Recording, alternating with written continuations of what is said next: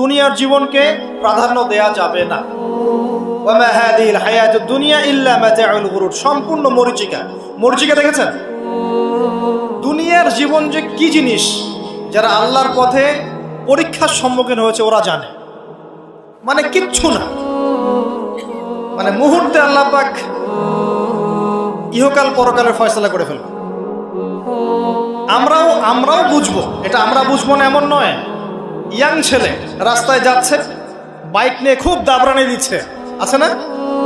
হঠাৎ accident, dead, spot dead. এটা দুনিয়ার জীবনটা।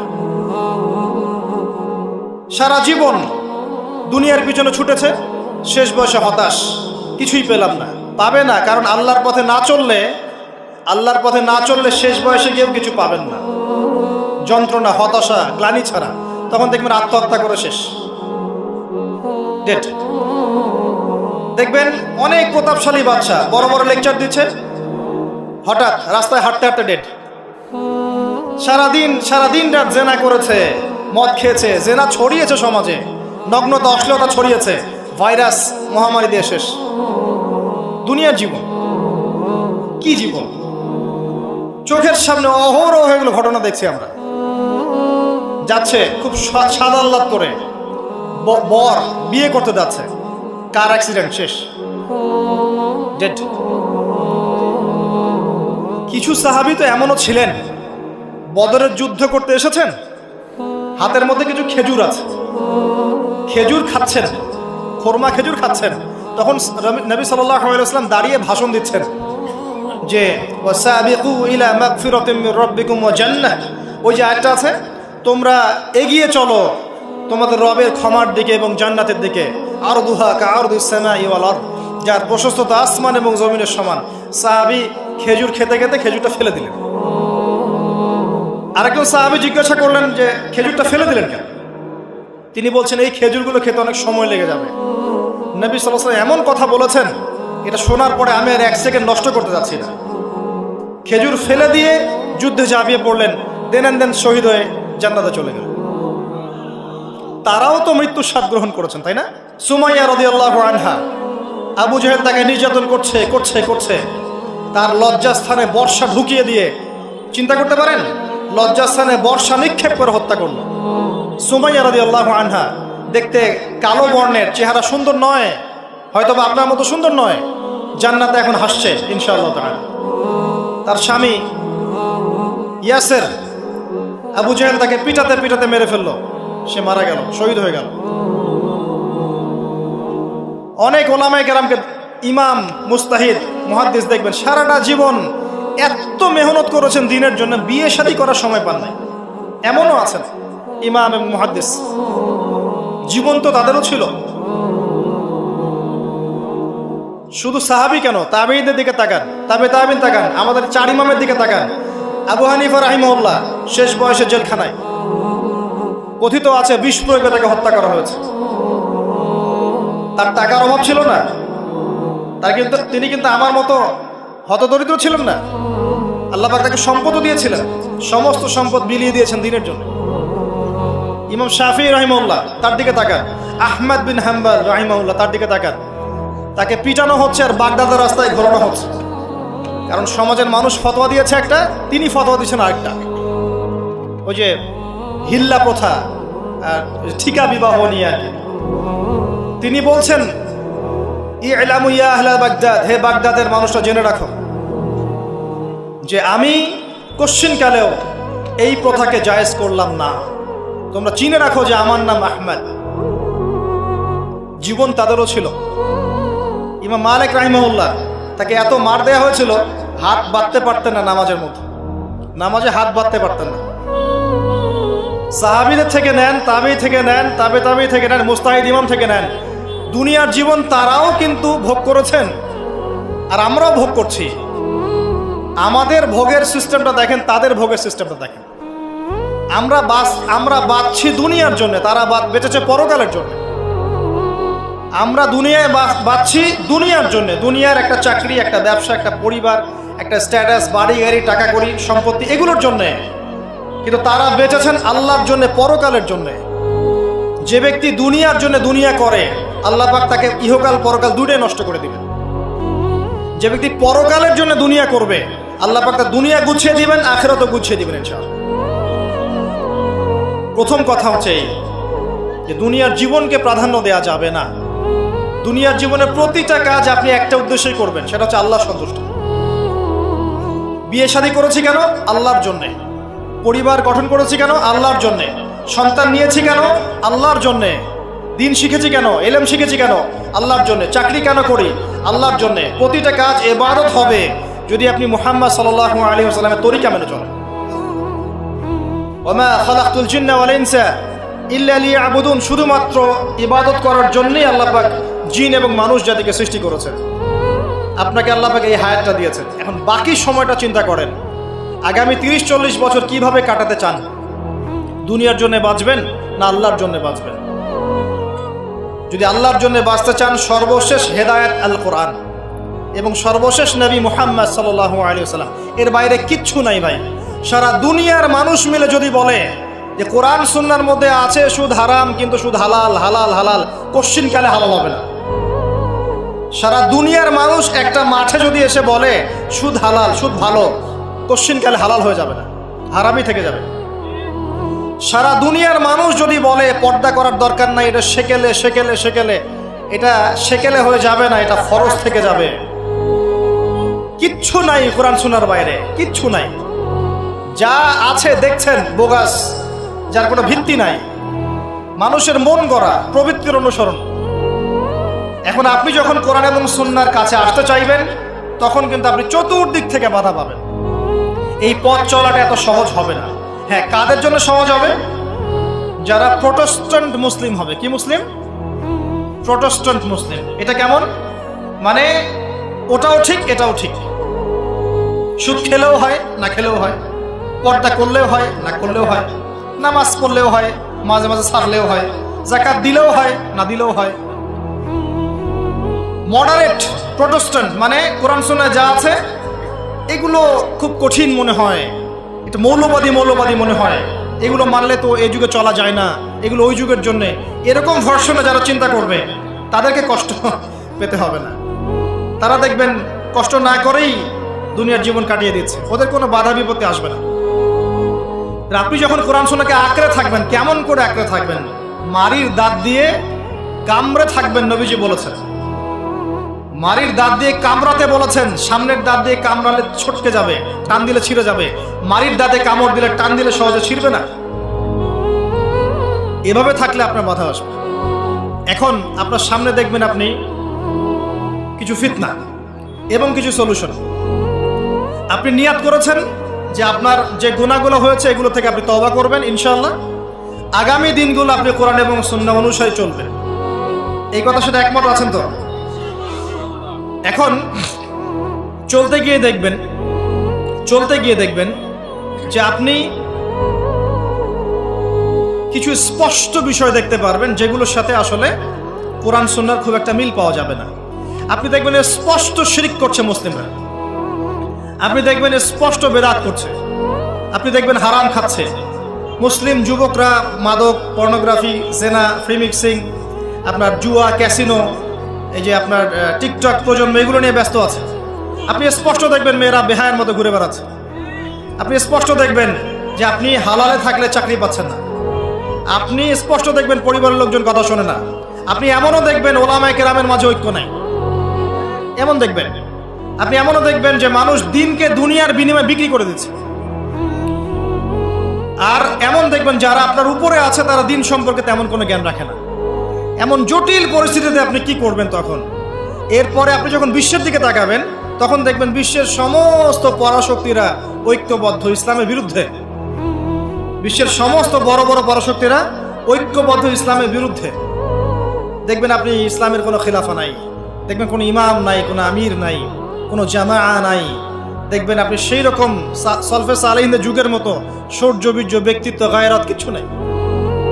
মনে হবে যেন আমরা দাসত্বের শৃঙ্খলা আবদ্ধ হয়ে গেছে। তখন আপনি কষ্ট পাবেন মনে মনে। আপনার মধ্যে ঈমান থেকে থাকলে আপনি কষ্ট পাবেন, ভিতর থেকে কষ্ট ফিল করবেন। যদি প্যারালাইজড রোগী হয়ে থাকেন তাহলে কষ্ট ফিল করবেন না। চেতনা থাকে দিনের, কষ্ট ফিল করবেন। তখন আপনার স্ট্রাগল শুরু হবে। তখন আল্লাহ যদি আপনাকে বুঝ দেন, আল্লাহ দেখবেন আপনি কি করেন। আপনার মেধা দিয়ে আল্লাহ আপনি কি করেন, আপনার অর্থ দিয়ে আপনি কি করেন, আপনার হায়াতটা দিয়ে আপনি কি করেন, আপনার এই যে জনবল দিয়ে আপনি কি করেন, আল্লাহ আপনাকে যা দিয়েছেন তা দিয়ে আপনি দিনের জন্য কি করছেন আল্লাহ পাক তখন দেখবেন। এই জায়গায় আমি আপনাকে কিছু সলিউশন বলছি। এটা শুধু আপনাকে বলছি তা নয়, আমি নিজেও এটা ফিল করি, লালন করি। আর আমি এমন কিছু বলবো না যা আমি নিজে আপনার জন্য পছন্দ করি না। যেটা আমি নিজের জন্য পছন্দ করি সেটাই আপনাকে বলবো। প্রথম কথা, এখানে আপনাকে গাইডেন্স দিবে আল কোরআন। এরকম সিচুয়েশনে আপনাকে পথ দেখাবে অনলি আল কোরআন। এরপর নবী সাল্লাল্লাহু আলাইহি ওয়াসাল্লামের হাদিস। এখানে আপনার দায়িত্ব আসবে প্রথমত কোরআন পড়া শিখতে হবে। প্রথম কাজটা কি ভাই? কোরআন পড়া শিখতে হবে, তেলাওয়াত শিখতেই হবে, নিয়মিত তেলাওয়াত করতে হবে। একটা দিন যাবেন আপনার জীবনে যে কোরআন তেলাওয়াত আপনি করেন না, ইনশাআল্লাহ। বেশি থেকে বেশি করবেন, বেশি থেকে বেশি। আমার পরামর্শ হচ্ছে দিনে এক পারা করে করার চেষ্টা করুন। এরপর দায়িত্ব চলে আসবে আপনার কোরআন বোঝা। আপনি কিছু অংশ মুখস্থ করবেন, হিফজ করবেন, অর্থটা বোঝার চেষ্টা করবেন, কোরআনের ভাষাটা শেখার চেষ্টা করবেন। এর সব কিছু আপনি বুঝতে পারবেন না, তখন কি করবেন?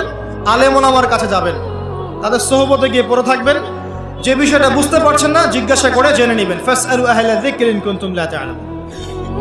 এরপর কোরআনের আদেশ নিষেধগুলো আপনি মেনে চলবেন, নিজের পরিবারে এবং নিজের অধীনস্থদের মধ্যে। এরপরে আপনি থেমে যাবেন না।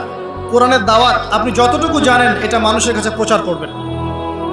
মাদ্রাসা করবেন, মসজিদ আবাদ করবেন, মক্তব চালু করবেন, কোরআনের একটা রেভলিউশন ক্রিয়েট করবেন। কোরআনের জন্য আপনার জান মাল অর্থ বিলিয়ে দিবেন। ওই একটা ছোট্ট কাজ দেখবেন পরকালে জান্নাতে যাওয়ার ওসিলা হয়ে গেছে ইনশাআল্লাহ। তারপরে আপনি সুন্নতকে পাবেন। ওই সুন্নতের উপরে আপনার 24 ঘন্টাকে সাজাবেন। দিন রাত প্রতিটা আমল আপনি সুন্নাহ অনুযায়ী করার চেষ্টা করবেন। এরপরে গিয়ে আপনার দায়িত্ব আরো বাড়বে। এরপর দায়িত্ব চলে আসবে উম্মাহ কেন্দ্রিক। আপনার তাজকিয়া অর্জন করতে হবে, আত্মশুদ্ধি।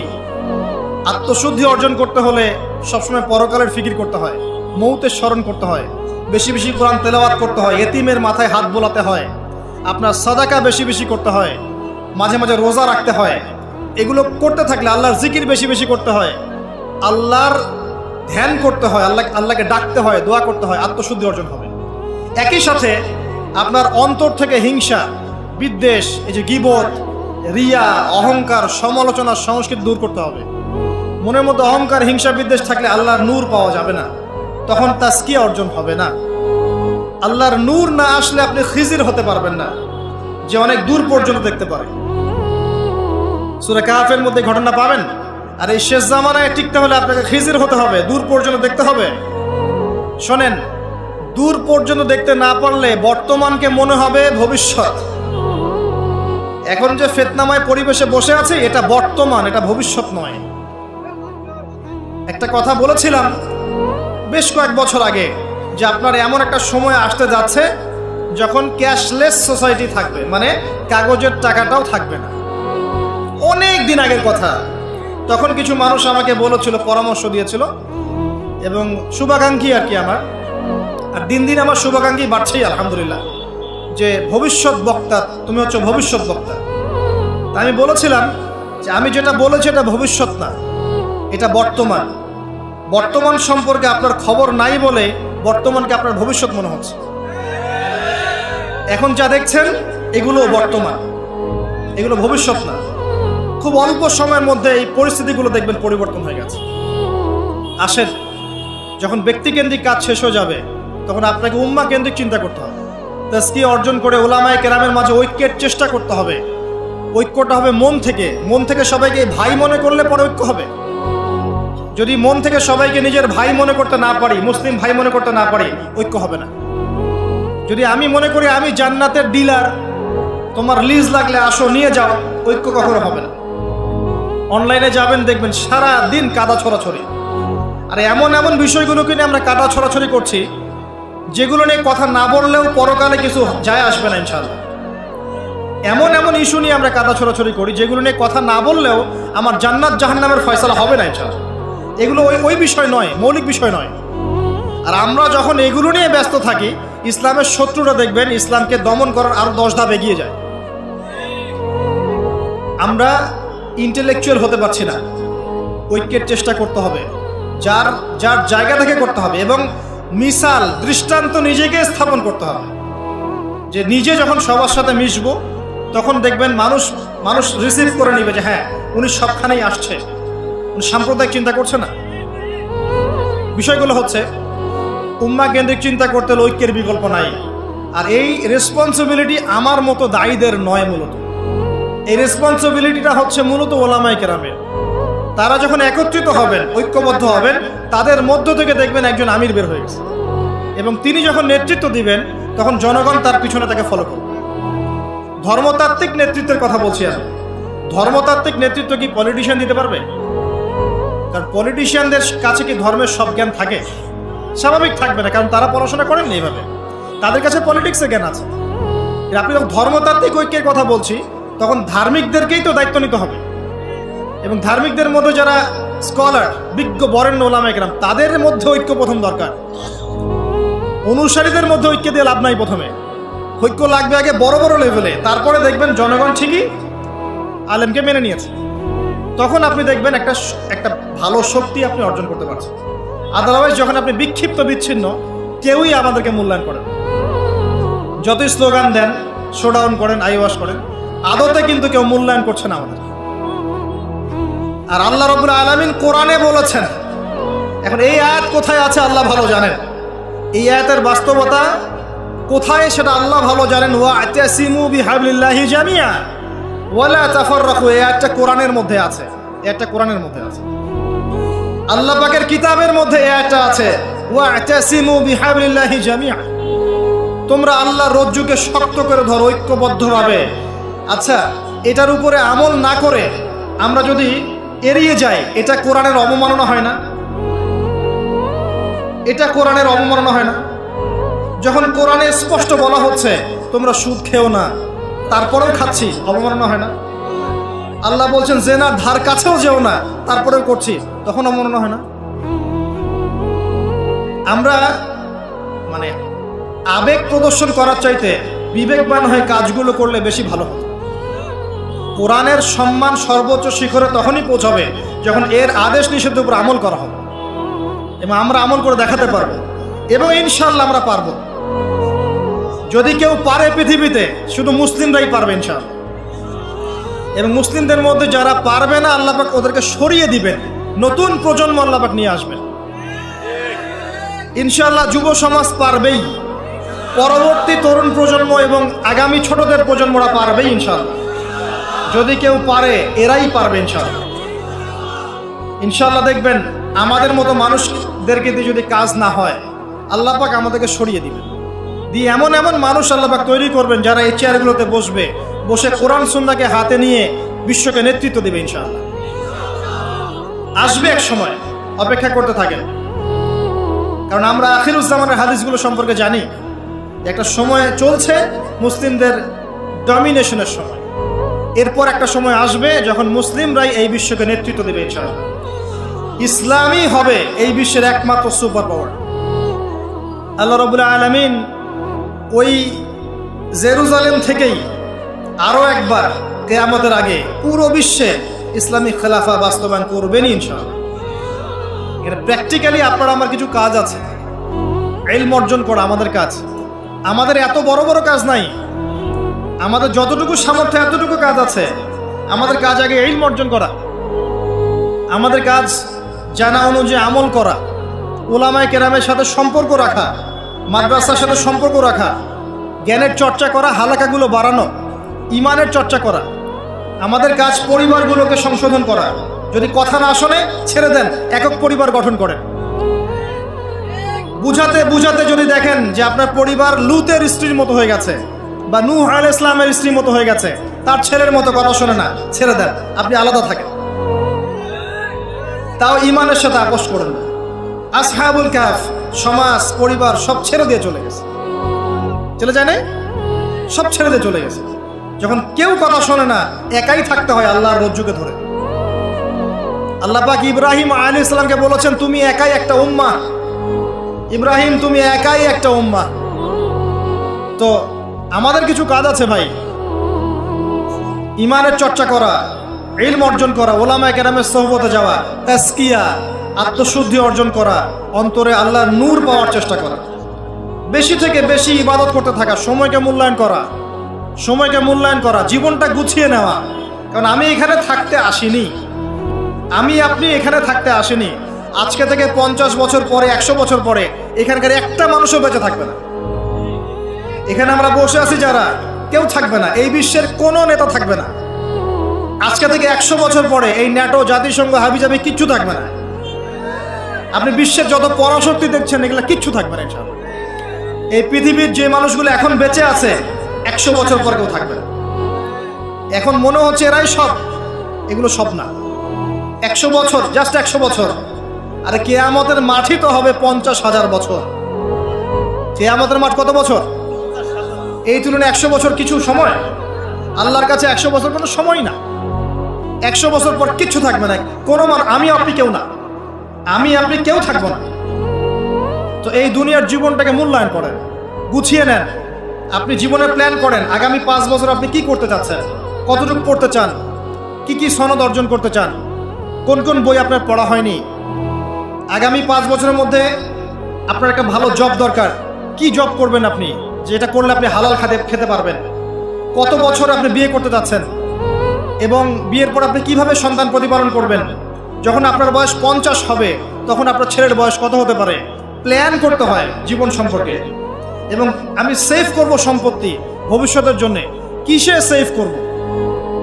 আমি এমন সম্পত্তি যদি সেভ করি, জমাই, যেটার মূল্য সামনে গিয়ে কমে যাবে, তাহলে আমি ঠকব। যদি আমি এমন সম্পত্তিতে সেভ করি যেগুলোর মূল্য বাড়বে, আমি জিতব। জীবনকে নিয়ে প্ল্যান করতে হয়। এবং এই সময়টুকুতে আমি দিনের জন্য কি করতে চাই, দিনের জন্য আমি কতটুকু করতে চাই। আমার দ্বারা কি একটা মসজিদ করা সম্ভব না? আমার দ্বারা কি একটা মাদ্রাসা করা সম্ভব না? আমি কি একটা এতিম প্রকল্প করতে পারি না? আমি কি একটা বিধবাদের প্রজেক্ট করতে পারি না? আমি কি একটা মা বোনদেরকে নিয়ে সেলাই মেশিনের কোনো প্রজেক্ট করতে পারি না? আমি কি মানব সেবামূলক কিছু কাজ করতে পারি না? ছোট্ট একটা সামাজিক সংগঠন করতে পারি না? কিছু একটা তো করতে পারি আমি। আল্লাহ পাক কি আমাকে কোনো প্রতিভা দেন নাই? আল্লাহ পাক কি আমাদেরকে কোনো প্রতিভা দেন নাই? একজন আলেম হয়ে আমি কি 100-200 ছাত্র বের করতে পারি না? একটা বড় এমন একটা প্রতিষ্ঠান কি করতে পারি না যেখান থেকে বছরে বছরে মাশাআল্লাহ বিশ্ব বরেণ্য আলেমরা বের হবে? পারি না? কিছু তো পারি। আল্লাহ পাক কিছু তো শক্তি আমাকে দিয়েছেন। আল্লাহ পাক তো বলেননি আমাকে এখন অস্ত্র নিয়ে নামো মাঠে, বলেছেন? আমার তো পরিবেশই নাই। বাংলাদেশের মানুষ 90% মুসলিম বলছি আমরা, দেখবেন 80% নামাজ পড়ে না, দেখবেন 80% কোরআন পড়তে জানে না, যাকাত দেয় না, পর্দা করছে না, যুব সমাজের জীবনের উদ্দেশ্য ঠিক নাই, সারা দিন রাত অপসংস্কৃতি নিয়ে পড়ে আছে। এখন বেসিক কাজগুলো না করে কি আপনি বড় রেজাল্ট পাবেন? কখনো না। এই বেসিক কাজগুলো আমরা করতে পারি। এবং সবচেয়ে বড় একটা কাজ হচ্ছে আমাদের জায়গা থেকে উম্মার মাঝে ফাটল সৃষ্টি না করে ইউনাইটেড করার চেষ্টা করা যায়। আর আমাদের পরবর্তী প্রজন্ম, স্পেশালি এই তরুণদের প্রজন্ম, তরুণীদের আর আমাদের পরের ছেলে মেয়ে যারা আসবে, সোনামণি, এদেরকে আপনি আগামী বিশ্বের জন্য তৈরি করেন। এটা বড় চ্যালেঞ্জ। বড় বড় আলেম তৈরি করেন। দেখেন দিন দিন আলেমদের সংখ্যা কমে যাচ্ছে। আমার মতো নগণ্য মানুষকে যখন এই চেয়ারে বসে কথা বলতে হয়, তখন তো আমি বুঝতে পারছি যে আলেমের সংখ্যার আজকে কি অবস্থা। আমি তো আলেম নই, কথা বলতে হচ্ছে। কিছু মানুষ আমার কথা শুনছে, তার মানে বুঝতে পারছি আলেমদের সংখ্যা কত কম। বড় বড় ওয়ার্ল্ড রিনাউন্ড আলেম তৈরি করতে হবে। ইমাম বুখারীর মতো, আবু হানিফা রাহিমাহুল্লাহর মতো, আহমদ বিন হাম্বলের মতো কে তৈরি করবে? এটা কি আমার পক্ষে করা সম্ভব? একার পক্ষে করা সম্ভব? নিঃসন্দেহে একটা কমিউনিটি দরকার। সবার মাঝে দিনের ফিকির তৈরি করতে হবে যে আমার সবচেয়ে ইম্পর্টেন্ট জিনিস এই পৃথিবীতে আমার দিন, আল্লাহর দিন। এর চেয়ে ইম্পর্টেন্ট কিছু নাই আমার জন্য। সব কিছু পরে, দিন আগে। দিনকে এগিয়ে নিতে হবে, আমাকে চ্যালেঞ্জ গ্রহণ করতে হবে। এরকম চিন্তা ফিকির লালন করলে পরেই তো রেজাল্ট আসবে, নাহলে তো আসবে না। দেখেন আমরা, আমাদের মতো মানুষ যারা আছে, এরা একটা জাতিকে নেতৃত্ব দিতে পারবে না। প্রবলেমসগুলো ধরিয়ে দিতে পারে হয়তো, সর্বোচ্চ সলিউশনে কিছু পথ বলতে পারে। বাস্তবতা হচ্ছে এই যে কাজগুলো জনগণকেই করতে হবে। আর এই যে একদিন আসলাম, একটা কথা বললাম, চলে গেলাম, আদতে কোনো ফলাফল নাই। একদিন আসলাম, একটা মাহফিল করলাম, যেভাবে আসছি এভাবে চলে গেলাম, আদতে কোনো ফলাফল হবে না। যদি হ্যাঁ এই কথাগুলো মানুষের মনের মধ্যে গেঁথে যায় এবং আগামীর পৃথিবীর জন্য তারা প্রস্তুতি গ্রহণ করতে পারে, তখন গিয়ে কথা ফলবে। আসুন আইওয়াশ, শোডাউন এবং আবেগী জাতি না হয়ে আমরা বিবেক দিয়ে চিন্তা করি, উম্মার অবস্থা চিন্তা করি, বৈশ্বিক অবস্থা চিন্তা করি, ভাবি। বারবার একটা কথা বলি আমি, একটা দেশের মধ্যে সরকার, প্রশাসন, জনগণ, আলেমোলামা, যুবক শ্রেণী, মহিলারা, শিশুরা, এরা সবাই একটা দেহের মতো, একটা বডির মতো। এরা সবাই একে অপরের পরিপূরক, একে অপরের ভাই, সবাই মুসলিম। এখানে কেউ কারো শত্রু না। আমরা যদি একে অপরকে শত্রু মনে করে ভুল করব, তখন আমাদের শত্রুরা সুযোগ পেয়ে যাবে। আমরা সবাই একে অপরের পরিপূরক, সবাইকে নিয়ে, দেশকে নিয়ে, জাতিকে নিয়ে, উম্মাকে নিয়ে এগোতে হবে। আল্লাহ পাক আমাদের যুব সমাজকে বোঝার তৌফিক দান করুন, আমিন। মাহফিল অ্যাপ, একজন মুসলিম হিসেবে মাহফিল অ্যাপ ব্যবহার করা আমাদের ঈমানি দায়িত্ব।